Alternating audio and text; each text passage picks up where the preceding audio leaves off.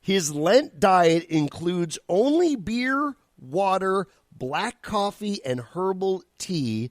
As of his 3-day weigh-in on Friday, he was down 5.8 pounds. Quote, if I only have to have 3 to 5 beers a day, it's not like I'm drinking constantly. If you eat your standard diet, it's going to be boring. You don't eat the same thing every day, so I'm definitely not going to drink the same thing every day. He has already completed a Lent beer diet in 2019 and 2020. Each time he noticed health, I'm using this word loosely, benefits. He lost 40 to 50 pounds both years. His blood pressure and cholesterol improved. He pointed out that the human body is an amazing thing. We're used to getting through the hunter-gatherer's feast and famine. The problem is we don't go through the famine anymore. So he's raising money for local bars and restaurants who are suffering losses due to the pandemic by doing a Lent beer diet. The problem with Del Hall is there's somebody that's like, John, I can't get on that beer-only diet fast enough. Del Hall is a genius, I tell you. Staying on the medical tip, this is not going to surprise you. Many of us, according to a survey I have in my hands, have been delaying medical appointments because of the pandemic. 3 out of 4 of us say we have delayed everything from physicals to blood pressure checkups to urgent care for illness or injury. And here's the sad part. Obviously, there's always the pandemic thrown in there. But a lot of people are saying it's about the inconvenience. For example, 35% of those surveyed said they don't like having to take off time from work to go to a medical appointment. Some suggested that if I go to a medical appointment, I might get COVID-19. Don't know if that's a valid one. 98% said they like using telehealth. And I don't know where you live, but where I live, we have one where if you don't have a doctor, you can call this telehealth line. It works awesome. I think the future of doctoring is certainly going to be a lot of video chat with doctors and calls with doctors to get like the little quick questions answered versus going to the emergency room. I think we're going to find that is a lot more efficient. But bottom line this, if you have been delaying your medical appointments because it's not convenient for you, that is not a good recipe for a long life. Put it in the planner and get on it. Don't just sit around and wait. Finally, why is the government trying to prove me right? I don't know if you heard about the big deal that started. Now those who fly into Canada, they have to quarantine in hotels. It's been a nightmare because when they get to Canada or they try to call ahead to book a hotel, they have to go through a government phone line. And the result has been people having to wait hours and hours on the phone trying to book a hotel room. Now, let's think about this for a second, just for a moment. Let's put a little John Paul common sense on this. Can you think of maybe a segment of the population that over the past, 50 years has mastered the art of booking a hotel room? First thing that popped to my mind was travel agents. And right now, we probably have more travel agents available to help than at any other point in history because there's not a lot of people booking travel. If only the government could get in touch with them and have them help people book hotel rooms to stay in quarantine versus having the government do it, which, of course, is a colossal fail. Somebody pointed out on Twitter, they're like, well, John, it's just teething. They'll get past it. No, it's not teething. It's not. We already know how to book hotel rooms. There's already a system to do it quickly and efficiently. It's existed for decades. What slowed it down? The government. So it's not teething. It's the government being the government. Which brings me to my point about Costco. In the States, Costco is now offering coronavirus vaccines. They have one store where they're starting this out in Los Angeles, and they're rolling out vaccinations at Costco. Now, why do you think those in the States would be interested in having Costco offering COVID jabs? Well, the answer is easy. I've been saying it for months. We need to get the business community involved in this because they will do it faster, more efficiently, and hit more people than if you let the government roll it out. That is just facts. And again, I'm not dogging on the government. The government's doing what the government does. But let's let the business community do what the business community does, which is get things done faster. So when Costco's getting involved, it's going to happen quickly. And you might even get a free membership. I was actually seeing McDonald's in the States is now paying their staff 4 hours of work to go get the jabs. Many other grocery store chains have jumped in on that action as well. I hope in Canada our business community takes a very active part in the rollout because that's the only way it's going to happen quickly. I do not have a lot of faith in the government of getting it done and getting it done fast. Getting it done slow, lock that in. Lock it in. So we are now on Instagram. I have not mastered Instagram, but I tell you this, I will. If you go to Instagram, you can follow me at the Pole Position Podcast. We put up little clips of the show, put up some pictures of my dog and cat, and I have to figure out the rest of it. But if you go follow me at the Pole Position Podcast on Instagram, you'll get the inside tip on absolutely everything. Coming up, we will tell you why a 92-year-old man shoveling snow should restore your faith in humanity. This you might find interesting, though. This woman, she's from Port Huron, Michigan. If you don't know where Port Huron is, it's kind of right across from Sarnia.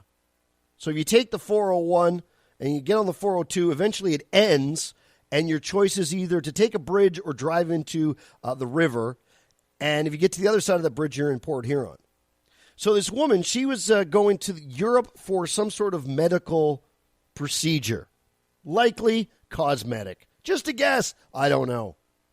But of course, she left from Toronto. So she flew out of Toronto Pearson International Airport. And it was almost a year ago because she got to Europe to do this medical procedure. And then she flew straight back to Detroit because of the pandemic. She didn't want to come through Canada, which means her car, which is a sweet 2004 Honda Element, is parked at a parking lot near the airport in Toronto on Dixon Road. So she goes to Europe, then flies back to Detroit. So she doesn't have her car. She originally paid $100 to leave her vehicle for a 2-week period, which is actually a pretty good deal. My math says she's getting charged about $7 a day.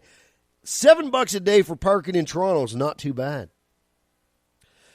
So then she gets the bill. She claims she got a bill for $2,800. The guy who owns the lot finally contacted her and said, hey, you owe me $2,800, and until you pay me, you're not getting your car. Of course, she said, well, I'm in the States. The only way for me to get there would be to go get on a plane, fly into Canada. She'd now have to quarantine, pay for the hotel, stay on the phone for hours to get a room, and then go get her car. And at that point, she has nowhere to go because she can't get across the border with her car. So she could pay a company to bring it, haul it across the border, I suppose. But the guy who owns the lot's like, hey, look, my lot's not open, so I got to make money too. He claims the bill is only $2,000, which is a good deal. Like $2,800 again is around $7 a day. I don't know how she got such a great parking deal in Toronto. It's a good deal. I might actually rent her car from her just so I can use that $7 parking. Anyhow, this is the result. So this happened. It went on the CTV News. And Canadians, much like you, saw it and were livid and said, wait a minute, we can't have this woman getting screwed over on a parking deal. She can't get her car.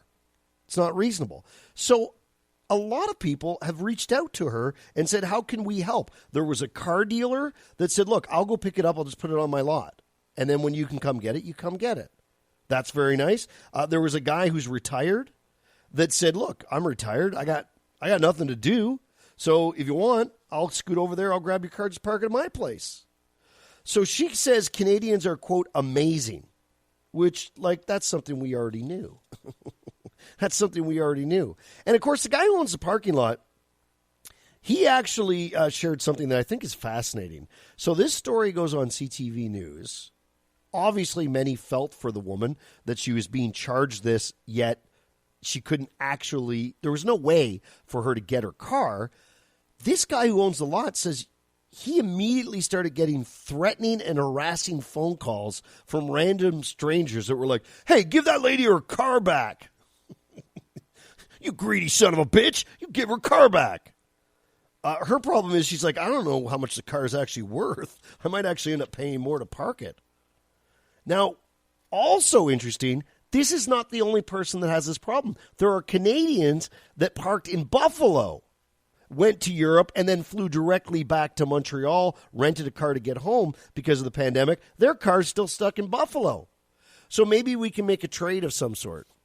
We'll give you a Honda Element if you give back our Dodge Caravan or whatever the heck it might be. It's an interesting story, though. Bottom line of it is get someone to drop you off at the airport. It's probably safer. I have an email list, and it's really simple to get on it. You just send me an email, nightside@email.com, and say, John, put me on your list. We've got 200 or 300 people on that list now. I call them the Pole Position Brain Trust. Why would you want to be on that list? Well, number one, you're going to get the inside scoop on all the crazy things that we're doing. Also, if we start to do these podcasts live, you'll get the notification no matter which platform we do it. I will send you a notification early, so if you want to participate, you can. And finally, I suspect that over the next few months, as we continue to discover all the podcast isms, all of the things that we can do, all of the fun we can have together. Maybe we get some shirts made, or we do some sort of special Zoom get-together, or play some games online. Like, just so many cool things that we can do as a community. That list is going to be the starting point for getting people involved. So if you're like, hey, yeah, I'd like to be involved, hit me up with an email, nightside@email.com, and just say, John, I want to be involved. If you just like listening, you like downloading the podcast and listening whenever you're out walking, that's cool too. I have something that I'm going to need you to do to help me out, but we'll get to that in just a bit. Big news coming soon. Great news. In other news. In other news, these are the stories that when you're talking with your family and your friends and your coworkers, you can say, hey, I heard this over there on the Pole Position podcast. Go download that thing immediately. And we'll restore your faith in humanity in a moment. But in other news, we start with a couple that was arrested because he stuffed a lamb in his pants and she stuffed crab legs in her purse. Lucrezia and Vito Gentile, both in their 70s, were arrested when a witness saw Vito put halibut, crab legs, and clams in his wife's purse at a Costco.